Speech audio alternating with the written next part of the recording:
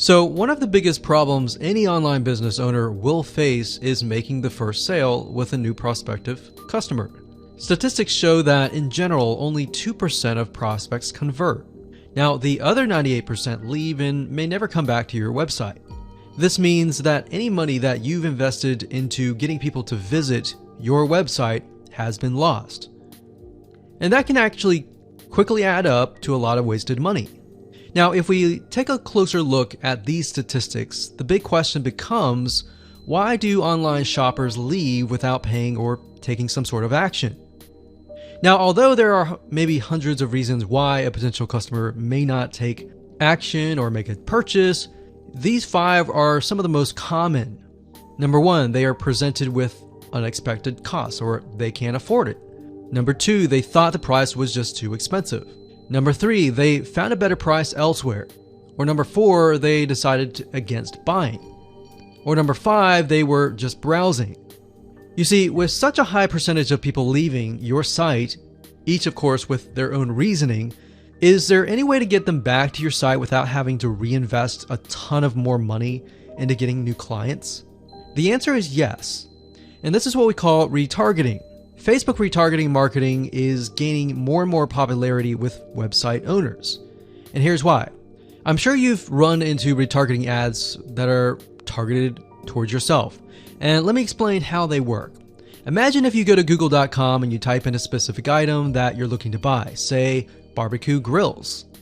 Let's say this barbecue grill website owner sets up a Facebook retargeting campaign. You're interested, but you don't buy at the very moment. Maybe it's because you're busy, maybe because the price is too high, maybe whatever reason it is, you leave. Then you happen to go to facebook.com and see ads related to the site that you've just visited. You're intrigued and you come back and buy or take a specific action. You see, in this case, the retargeting ads sealed the deal that you would ultimately buy from them.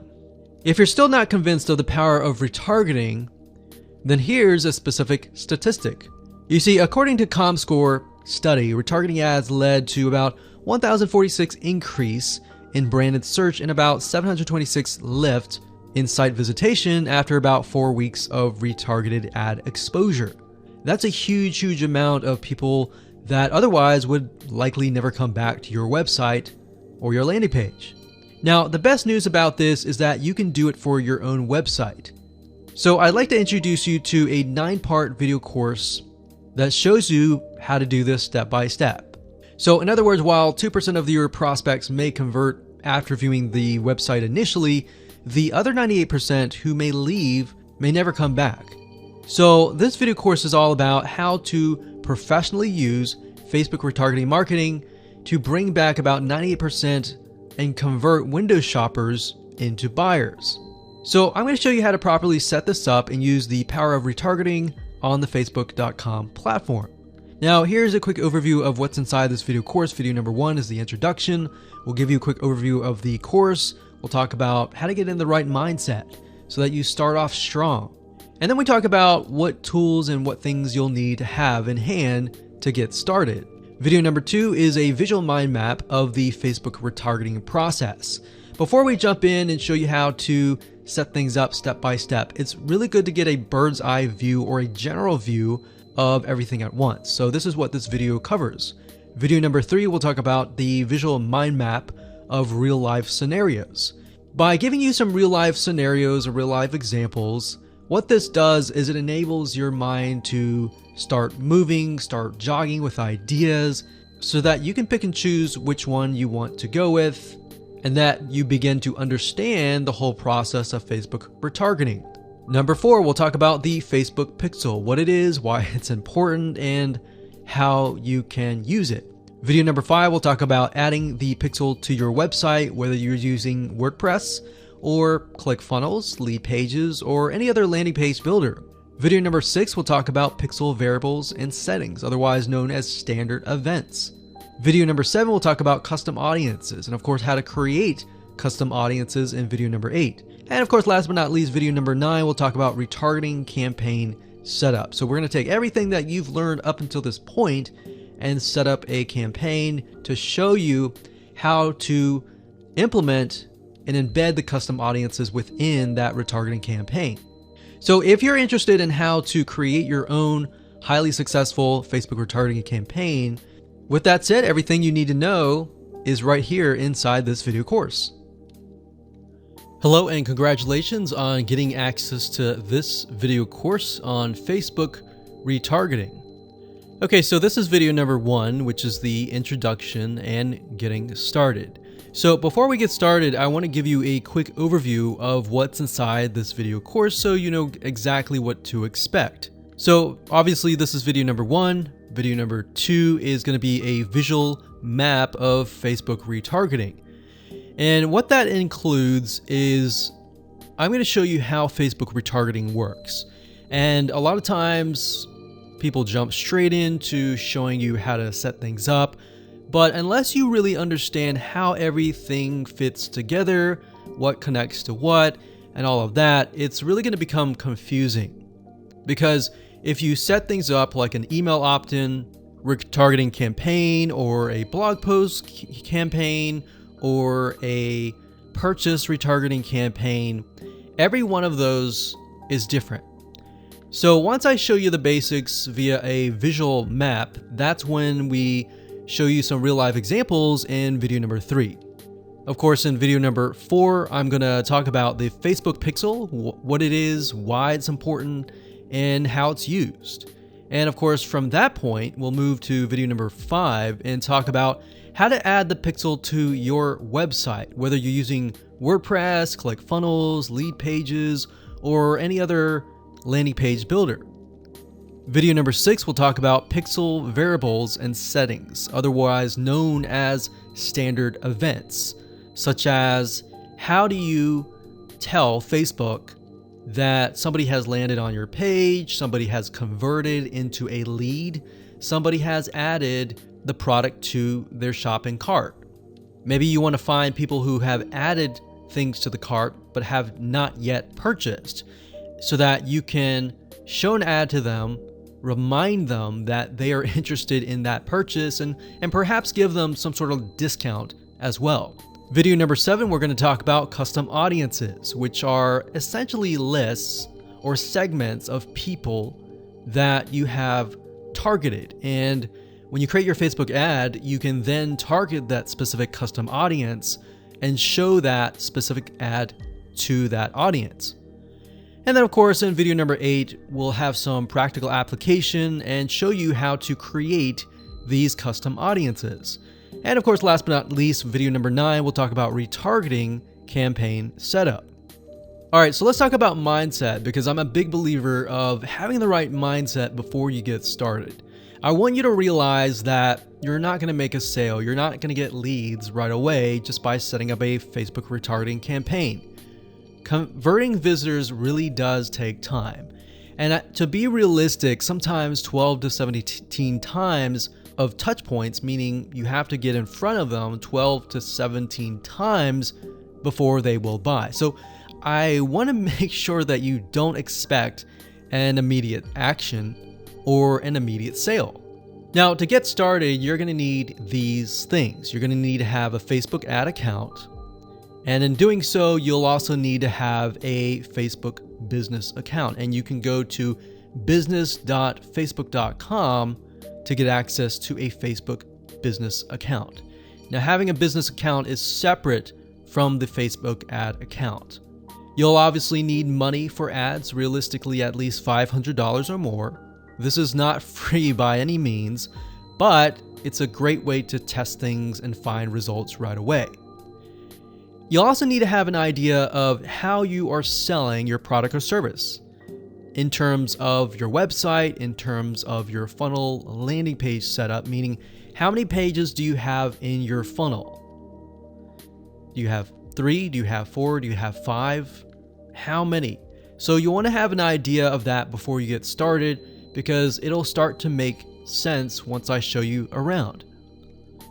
And of course, you'll need to have some sort of mind map or flowchart software. And the reason for that is it will help you be able to map things out, map your own plan of attack out, so that you will be able to successfully implement everything that we're teaching you.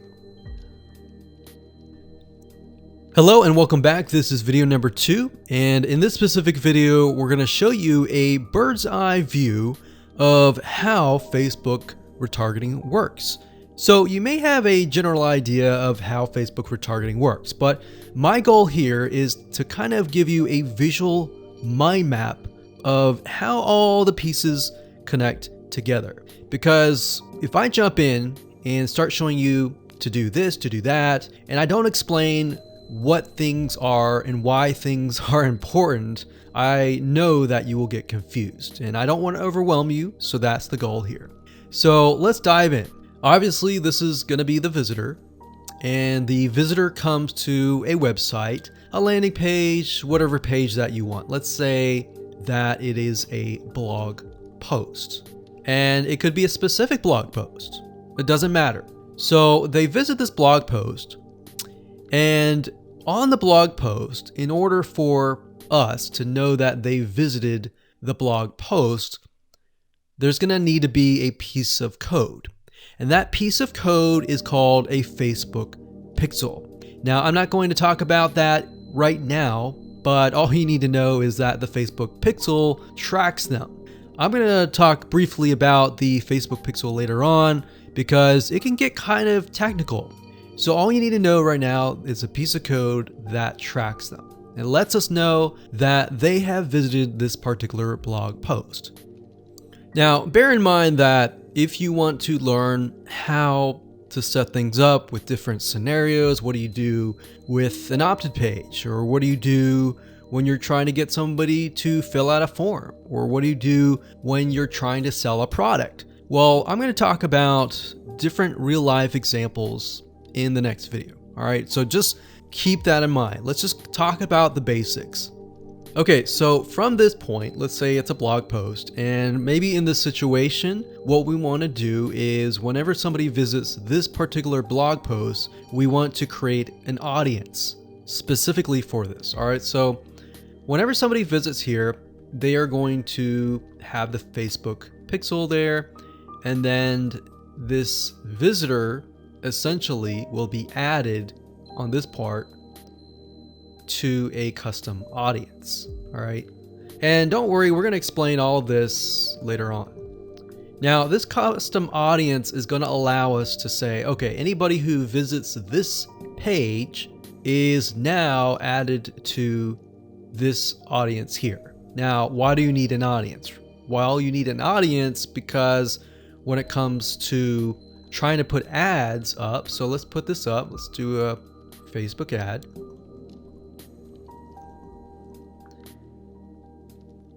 We have to find a way to show this ad to this audience. So obviously from the custom audience here in the Facebook ad here, directionally, we are going to show the Facebook ad to anyone who visited this blog post. So this is a very, very basic Facebook retargeting. So let me repeat this. Let's do a recap. A visitor comes to the blog post, and this piece of code is just happens to be on this blog post, which will allow us to know, okay, this person visited it and they're segmented into this audience, and therefore we then show them Facebook ads on Facebook to this custom audience. So that is a very, very basic scenario.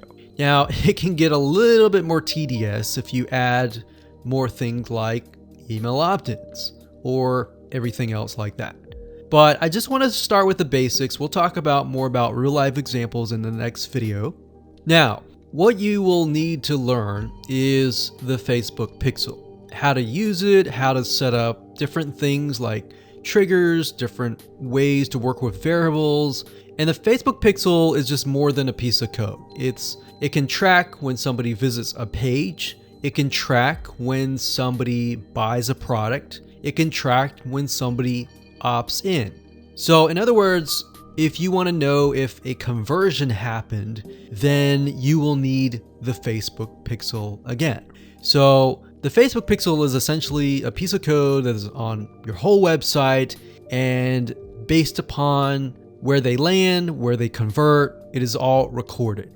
So we'll talk more about that later on, but let's move on to the next video, and I'm going to give you some real life examples and real life scenarios. We're going to show you different mind maps for different scenarios so that you have an idea of kind of how things work. Welcome back. This is video number 3, and as promised, I am going to give you some real life examples of different scenarios so that whether you're trying to build a list, or whether you're trying to sell a product, or whether you're trying to just brand yourself, different scenarios call for different setups and different types of campaigns. So we talked about the blog post earlier, and that's fairly simple. But let's say, for example, that you want to build a list. How do you set things up, right? What if they don't opt into the list? How are you going to retarget them to get them to sign up for the list? So what you really have to do is you have to get an idea of what you want to achieve. What action do you want? Do you want an email? Do you want a sale? Do you just want to brand yourself and expose people to your awesome content? And there are other different scenarios as well. How do you get somebody to fill out a form? So how about we cover those right now? So let's do opt-in list. So let me jot this down so we don't forget. So we're going to cover next. So we covered blog post. We're going to cover email, opt-in, a sale, and perhaps a branding. Yeah, we actually, blog post is actually branding. So branding. Now you could go further and show them ads of other related content as well. You could do that. But the goal here is to try to keep things simple. All right. We don't want to get too complex because, believe it or not, Facebook ads can get very, very complex. Funnels can grow and be extensive as possible, but let's keep the things simple. So we got a sale. Well, let's do perhaps a form. So you have to think, what is the intention or the goal? So the goal with an email opt-in is to get an email address. The goal of a sale is to obviously get someone to spend money. So getting somebody to pay. So get someone to buy. And then with the form, you want somebody to fill out the form. Now you also have to think, okay, what happens when somebody completes the email? What then happens? How do you convert? And how do you track that conversion so you don't show a Facebook ad to somebody who has bought, right? So it's kind of an if then else. If this happens, then this happens. If this doesn't happen, then this happens, right? So let me explain. Let's do an email opt-in. All right, somebody comes to a landing page. So we'll call this the email capture page. And then of course, there's going to be a Facebook pixel on this email captured page. Now, I'm going to remove these because it's going to get a little bit longer. And I'm going to delete this. I'm going to actually copy this back, but we're going to move this over here. So if they fill out the email, what is after that? All right. What is after that? So after that, depending on how things are set up, if you got it set up with double opt-in confirmation, which means they have to check their email address and click the link and all that, and it goes to that page, or they fill in the email and it immediately directs them to the next page. Whatever the page is, we'll say page 2. This could be where the freebie is located.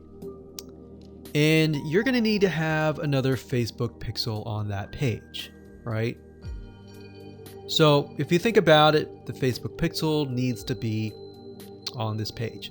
Now, the only reason why we would want to show a Facebook ad is if they came to the email capture page, but they did not give us their email, right? In other words, if they did not fulfill the action, then you need to show a Facebook ad. If they did fulfill the action, you don't need to show the Facebook ad, unless, of course, you're selling a product. But like I said, let's keep it simple.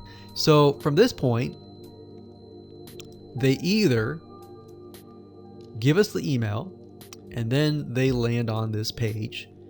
And this Facebook pixel will need to, we'll call it a conversion, and it will need to let us know if it actually converted. Now, if they did not, so we'll put over here,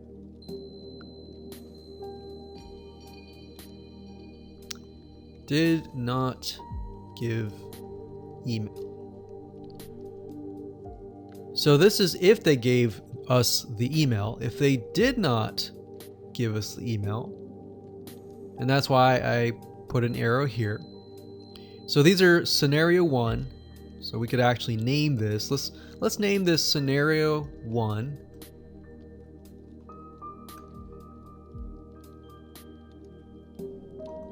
In scenario 2. And obviously scenario 2 doesn't have a page or anything. It's just merely they exited this specific page. If that's the case, we want to retarget them, right? So we are going to say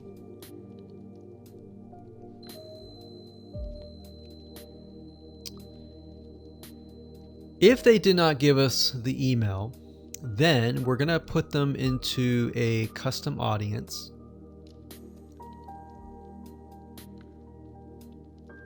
So in certain respects, what this is going to do is if somebody visited this page, but they did not visit this page, then we put them in a custom audience. If they visited this page and this page, then we do not retarget them. Now, it's going to be a little bit more easier to understand when I visually show it to you. But I just want to give you a bird's eye view here. So at this point, they did not give us the email, so therefore we add them to custom audience and then we show them a Facebook ad.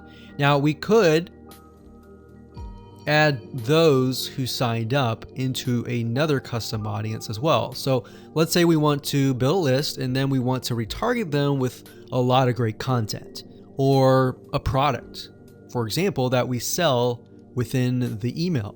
So different scenarios will require different setups. So that's one setup, that's an email setup. So not only are you setting things up for the if they fill out the email, but if they do not fill out the email. So the next thing we have is a sale. So you'll notice that it's actually very similar. If a visitor comes to a page, and this page can be the sales page, and of course we pixel them, and then they either buy or, so scenario, they buy, and that is a Facebook pixel conversion, or they do not buy, and then we add them to a custom audience and we show them a Facebook ad for the goal of trying to get them to buy. Maybe they're not ready to buy, right? So you could show a Facebook ad of free content that is related to the sales page. Because most likely if they visited the sales page, they're interested, they're just not sure, right? You could show them a Facebook ad to a coupon. So there are many different ways of doing this. So now you can kind of get an idea. It's very, very similar from the email to the sale. Any type of conversion, it's very, very similar. So now we have a form.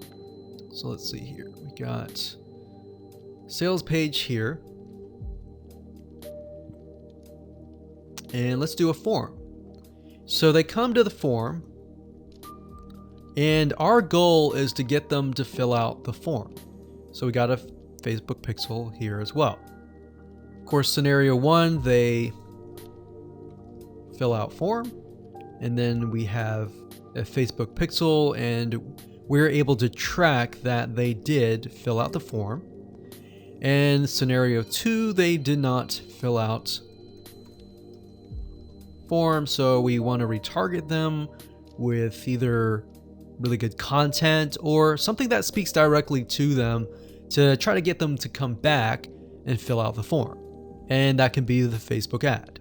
So as you can see, anytime you have a action, it actually becomes very, very similar in the setup. So now that you have a better idea of the different real life scenarios and examples, let's move on to the next video and talk about the Facebook pixel, what it is, why it's important, and where to get it. Hello and welcome back. This particular video is video number 4, and we're going to focus on the Facebook pixel. So we briefly talked about that earlier, but before we dive in, I want to say that you will need to have a Facebook business account. So to do that, you'll need to go to business.facebook.com. That's business.facebook.com. You'll need to create an account so that Facebook knows that you have access to certain ad accounts. So with a business Facebook account, you are able to not only access your own account, but you'll also be able to access anyone else who gives you permissions to do so. Now, as far as the pixel goes, once you have created an account, what you'll need to do is up at the top, you'll see this events manager, and you'll see this / icon. You'll click on that, and then you'll click on the all tools down here, and then you'll click on pixels right here. Now, bear in mind that Facebook oftentimes will change around their user interface. So if it doesn't look exactly like this, then look around and you'll likely find the pixels. Now, like I said, Facebook changes their user interface a lot, sometimes every month, sometimes very frequently. So just keep that in mind. So what you need to do is simply go to pixels right here, and then you'll land on this specific page. Now, as I briefly mentioned earlier, a Facebook pixel is merely a piece of code that you put on your website. And we'll talk more about how to add that to your website, what are best practices, and all of that. But basically all you need to know is the Facebook pixel is a very powerful piece of code that allows Facebook not only to see who visits your website, who converts into a sale, who converts into an email opt-in lead, who perhaps fills out a form, and more. It also collects a lot of data about the visitor, who they are, what sites they visit, and a lot more data. In fact, Facebook in itself has so much data that as far as being an advertiser, it enables you to reach more people that are actually interested in what you have to offer. So that's basically what a pixel is. And to set it up, all you have to do is go to this page, click on setup here, and it'll give you different options. So you can either click this here to manually install the code yourself, and it'll basically give you a piece of code that you will install. Or as you can see here, it says Facebook Pixel currently integrates with these platforms here. So you can click that and it'll allow you to add it to these locations here. And if you are not a web developer and you have a web developer and you prefer to send that information to them, then you can click email instructions to the developer. Now, we're going to talk more about this in the next video on how to get the code, how to add that code to your website. If you're using a WordPress website, what kind of WordPress plugins should you use? And we'll talk more about that in the next video. Hello and welcome back. This is video number 5, and we're going to talk about how to add the pixel code to your website. Now, it's really going to depend on what kind of landing page creator you use, what kind of website platform that you use. So for example, WordPress is going to be a little bit different. I'm going to show you a WordPress plugin that you can use if you're, say for example, using a HTML website page builder or ClickFunnels or lead pages or OptimizePress or any other type of landing page builder. You need to make sure that the pixel is on every single page of your funnel, because you're going to want to track everything from start to finish. Or you just want to put the pixel code on the pages that you want to track. For example, the pages where they initially visit, the pages where they convert, the pages where they don't convert, and so forth, so that you're able to kind of get a bigger bird's eye view of what is happening, what people are visiting, what people are not, and all that. So if you click on the install pixel code in Facebook Manager, then you'll see this page. Now, like I said, it can change, but basically what you need to do is it says locate the header code for your website. So what you're going to look for is the head tags, and you're going to put the pixel code within these tags. So like I said, it's going to differ based upon what kind of platform you use. But the majority of times, if you are using something like lead pages or ClickFunnels or something similar, then they will typically give you the option to add some sort of code to the head tag. So that's actually very easy to do. Now, when it comes to something like WordPress, you will want to add this code to a plugin. You could do that, or you could add it to the header.php template of your WordPress theme. So I'm going to show you different options that you can take, 2 different options for a WordPress site. But of course, if you're not familiar and this is a little bit overwhelming, you can always get a web developer to do this for you. It's really not hard to do once you understand the concept. So now let's talk about the WordPress plugin that we highly recommend that you use. We actually use this on a lot of our WordPress sites, and it's a free plugin.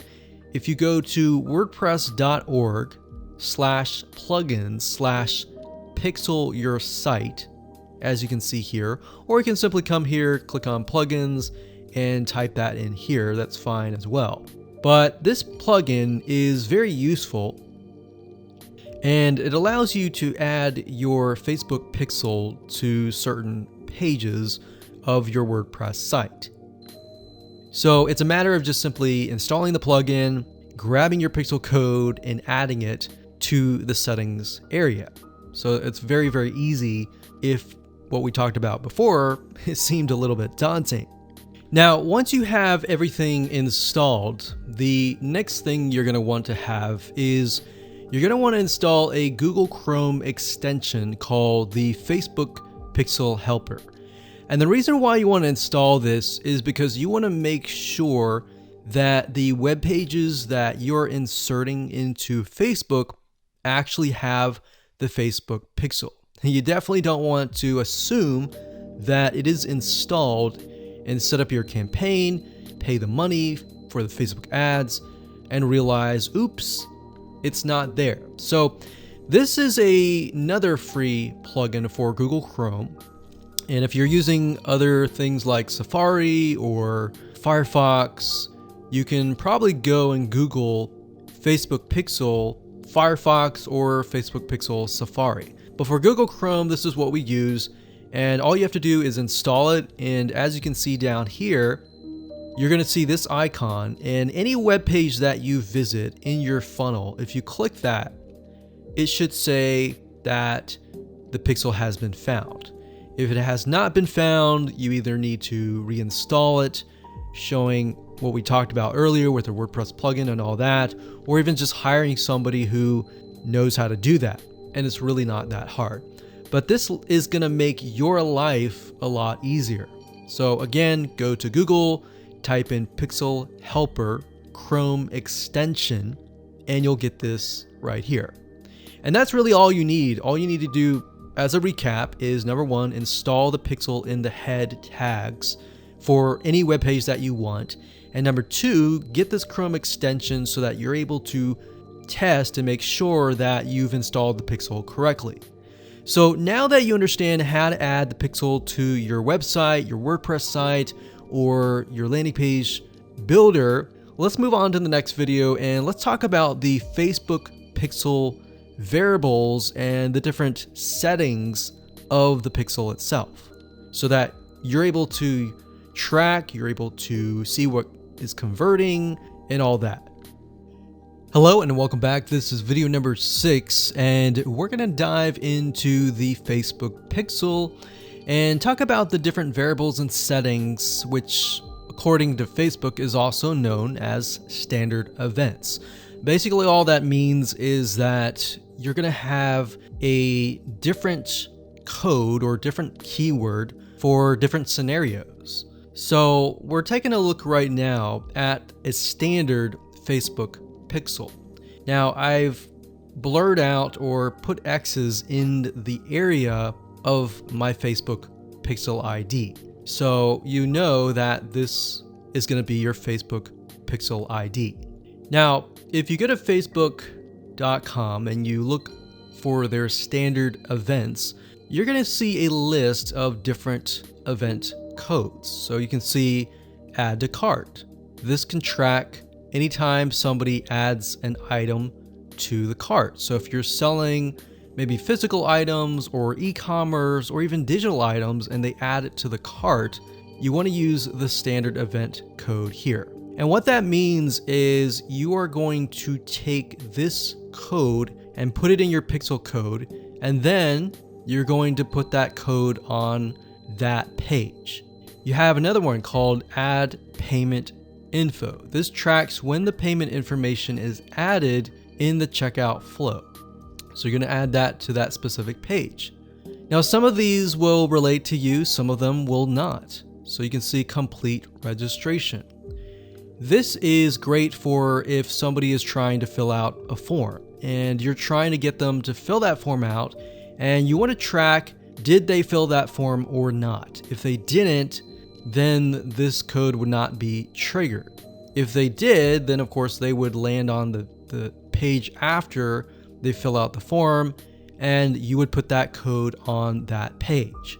We can see contact, which is if they went to a contact page and they contacted you, you could put that on the code and on that specific page. So as you can see, there are tons and tons of different standard events that relate to different actions. So we have donate, we have find location, we have initiate checkout, we have lead. Lead is whenever somebody signs up on your email list. Or they could be a form submission. They could sign up for a trial. They could land on a specific page where you would deem them to be a lead. And you would use that code right here. And then we have purchase. They also have a code for that and a value. So if you're using USD in the United States of America, and you would put the number here. So if it was $47, you would put 47.00 USD. If you were not using USD and you were using your own country's money symbol here, it could be Canadian, it could be AUS for Australia, you could put that here. And then we have schedule, we have search, we have start trial, we have submit application, we have subscribe, we have view content. So view content could simply mean they're viewing a special piece of content. So it could be something like the blog post, right? So we could send them to the blog post. You would make sure that the pixel code has this specific code in it. So why don't we go back to the pixel code and let me show you what you need to do.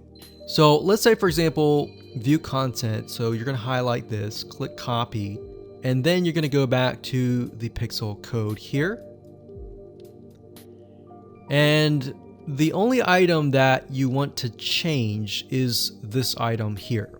So where it says FBQ, parentheses, track, comma, page view, we're going to remove that and then we're going to put that here. So in this case, it's view content. and page view is going to be removed. So what we're going to do now is we're going to take this code and put it on the special piece of content page where we want to track it. Now, if it's a lead, we simply remove this and type lead. Now, when you run your Facebook ad campaign, what's going to happen is in the campaign, you'll see these keywords. So you can also put your own keyword as well. And it's going to tell you the keywords, how many people visited it, and all that. And you yourself will know, okay, so this many people out of 100 people came, 10 people, 10% became a lead. So you'll see leads 10. And that will give you an idea of what is actually converting.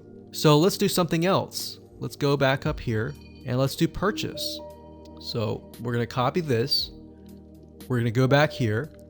And instead of a lead, we're going to copy and paste this here. This is track purchase value.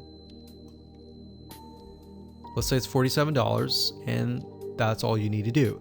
And you're going to need to take this piece of code and put it on the page that they see after they purchase. So whatever page that they are sent to or redirected to immediately, you need to put that piece of code on that page.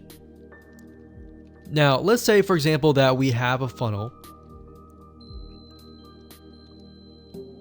and the funnel is an opt-in page. So in that case, the opt-in page is going to have a pixel code, and the track will be something like this.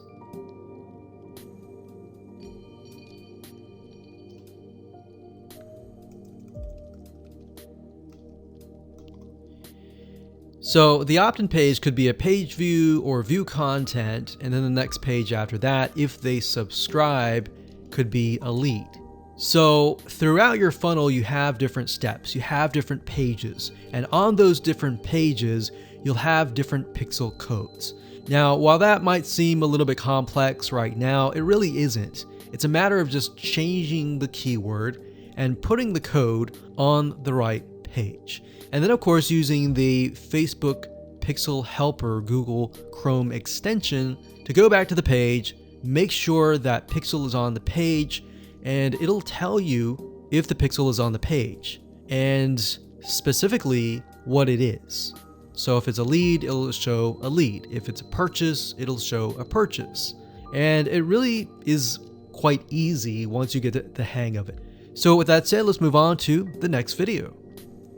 Hello and welcome back. This is video number 7. Let's talk about custom audiences. Now, when I showed you the visual mind map of how everything works and the different scenarios, we talked about custom audiences being an ad targeting option that lets you find people who either took an action or either didn't take the action that you wanted. So as you can see here, according to Facebook.com, a custom audience is an ad targeting option that lets you find people who already know your business on Facebook. So with that said, to get here, all you have to do is up the top, click this, and then click audiences. And then you'll see a drop down menu that says create custom audience, and you want to click that. Now you will see an option on creating a lookalike audience, but that's not what we're going to do. You don't really want to create a lookalike audience until you have run enough Facebook ads and you've collected a certain amount of data to know that the lookalike audience is correct. So what is a lookalike audience? A lookalike audience, according to Facebook, is, let's say we run 1,000 people to an opt-in page. And out of 1,000 people, we have about 100 people who opt in. Now, out of the 100 people that opt in, we want to figure and reach similar people based on the 100 people that converted. So what you can do is you can create a lookalike audience with Facebook. And what Facebook will do is it'll go out into the database and find people that are very similar to the people that have opted in. Now, that is super powerful. No other platform can do that. So what you're really doing is you're tapping into Facebook's database according to the data that you have found and comparing and finding people that are similar. You could do that with a purchase. Maybe you have 1,000 people that visited a sales page, and out of those people, we have eventually 100 people that buy. So we want to find 100 people that are similar. So that's what a lookalike audience is. Now, what we want to do in this specific retargeting campaign is to create a custom audience. So these are the different custom audiences that you can create. Now, I'm not going to talk about how to create one just yet. We'll talk more about that in the next video. But as you can see here, as far as custom audiences go, you can find, let's say, for example, an email list of your customers or your subscribers and upload them here. And then you can retarget them. So maybe somebody opted in for a freebie. You could upload that here and you can retarget them and try to get them to purchase a product that might be similar to what they signed up for. So even though they fulfill the action of signing up and giving you their email address, you can still retarget them. They're still potential buyers. Website traffic, you can create a custom audience based upon people who visit your website. So we could say anybody who visits our opt-in page or anybody who visits our blog posts, we want to retarget them. It doesn't have to be that. It can be people who opted in and who saw the next page. Or maybe they clicked a button and they saw a next page.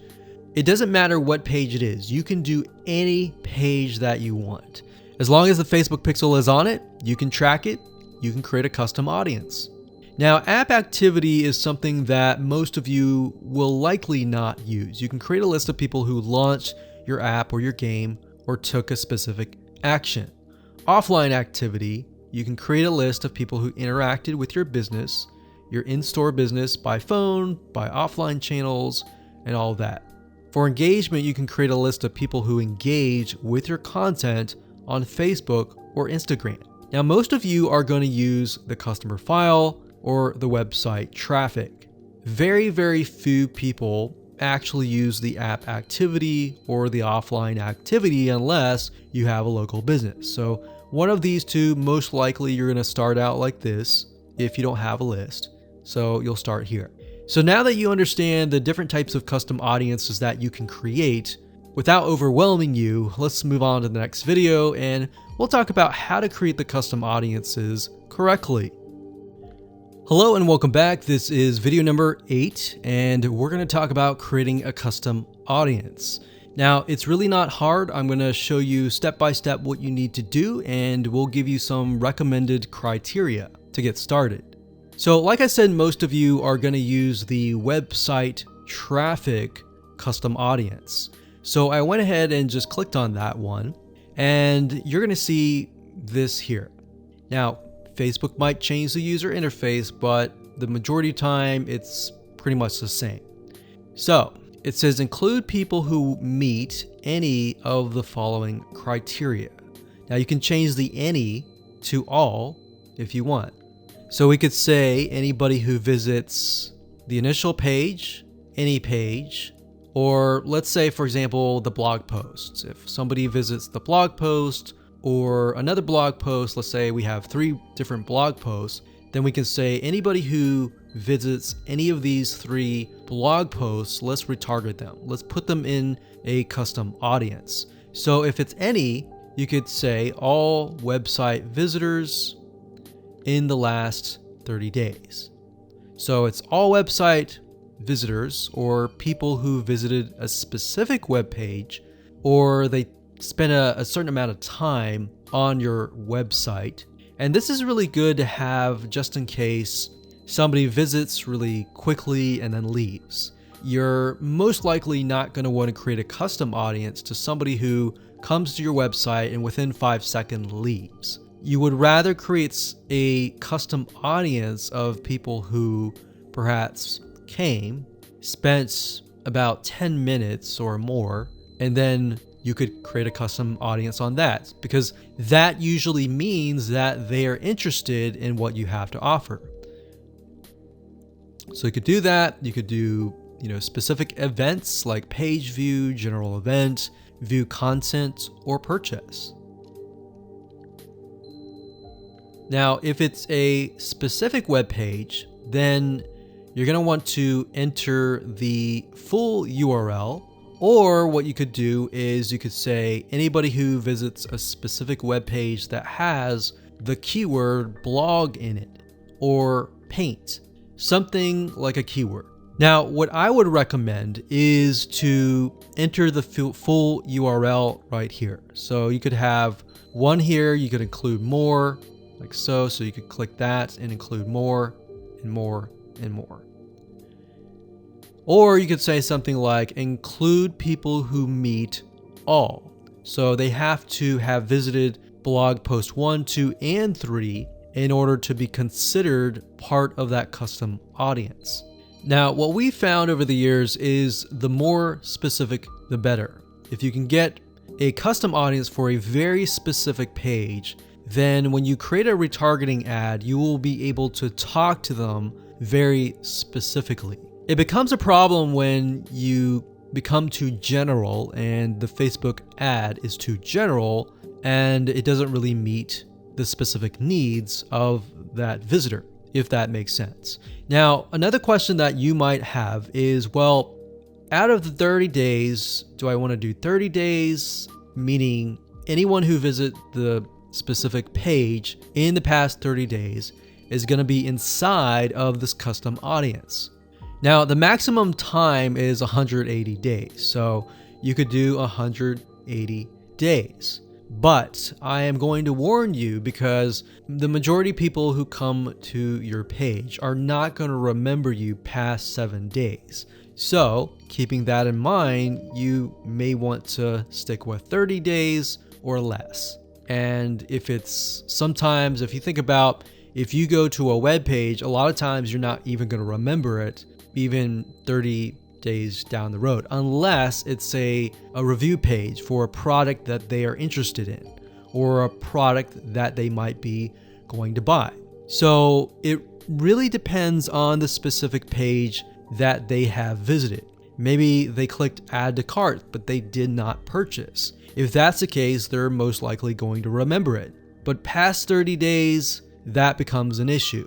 And if that becomes an issue, your conversions are not going to be there and they might click spam, which can actually hurt your Facebook ad. So bear that in mind whenever you're creating these custom audiences. Now you can also exclude. So you can say anyone who visits these pages, but I don't want to include maybe the third blog post. So I want to say anyone who visits the first 2 blog posts, but we're going to exclude the third one. You click exclude and you simply do the same thing and you enter the web pages there.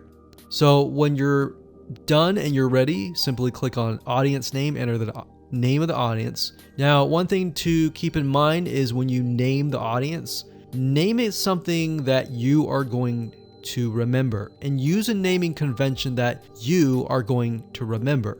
A lot of times it's easy to just name it anything that you want, but as you begin to build more custom audiences, you're going to forget. That's reality. And that's it. Hello and congratulations, you've reached the end of this video course. This is video number 9, and we're going to talk about how to set up your Facebook ad and then set it up so that you are targeting the custom audience. It's actually very easy to do. All you have to do is simply go to your ads manager, create a ad, and then you'll see this screen. Now, as I said before, Facebook likes to change up everything oftentimes once a month, or if not more. So you may not see this screen at all. You may see something totally different.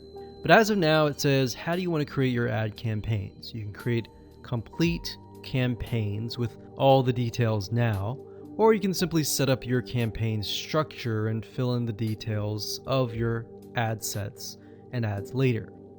So in this case, we're going to do this. And then of course you have the campaign, you have the ad set, and then of course you have the ad. So it's top down. So you have the campaign, which is the overarching essentially covering everything. And then you have the ad set, which you can use to focus on the audience, the placements, and the budget and schedule. And then of course you have the ad. So as you can see here, the custom audience will be chosen under the ad set level. So at this point in time, you're going to want to choose an objective. Either you're trying to brand yourself and you're simply going to drive people to a blog post and that's it, or you can use traffic, engagement, app installs, video views, which is great for videos, conversions, catalog sales, or store visits. Now, like I said earlier, most of your objectives are going to be traffic. So we're going to go ahead and click this here. And then of course we're going to name the campaign. We'll call it retargeting test 1. You can split test, you can do budget optimization. We're not going to do any of that. We're going to keep it simple. Now, as you can see here, this allows us to focus on a specific demographic. So we've got traffic, we scroll down, and this specific area allows us to choose the custom audience. So as you can see here, custom audiences, you simply click here and you will be able to choose the custom audience. Now, I'm not going to do that now because I've got several custom audiences in there, but you just click here and then choose the custom audience. And it's really that easy. Now, location allows you to specify a specific location. So if you want to do custom audiences, anybody who visited a specific page, but is also located in the United States and is within the age bracket of, let's say, 20 to 30 or even 60, and we only want to focus on men or women, and we only want to focus on a specific language, or we want to do all. So as you are changing these items here, you're going to see a little meter on the right hand side, and this will give you an idea of your potential reach or how many people you will be able to reach. Now, if it's a custom audience, most likely that number is going to be lower. And just bear in mind that if you just started your custom audience, sometimes it takes time and for Facebook to collect enough data for it to actually populate. So sometimes you may not even see it say potential reach 1,000 yet because it's still populating and you're still gathering enough data. So imagine Facebook is trying to gather enough data about your audience in order for it to actually show your ad to that audience. Now, you can specify it and make it more detailed, but I wouldn't recommend that. If you're focusing on a custom audience, I would focus on the whole audience. And then of course you have placements. We just choose automatic, and then the daily budget, usually a good start is $5.